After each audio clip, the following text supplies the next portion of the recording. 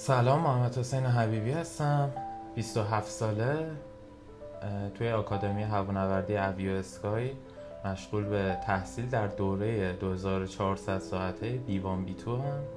گشتم دنبال یه جایی که مثلا معتبر باشه، بدونم مثلا خوب بتونه مفاهیمو منتقل کنه. یه تهش بهترین جا مثلا که اینجا بود.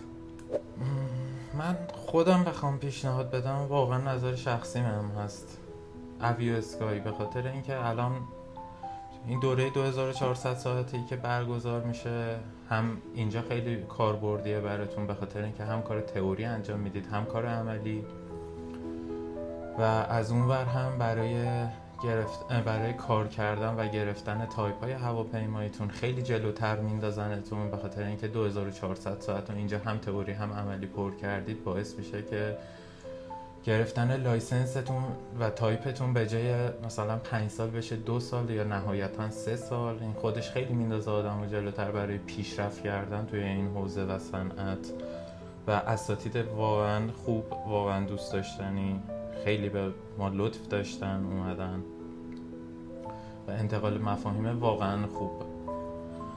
برای همین واقعا جایی که میتونم پیشنهاد بدم همین جایه.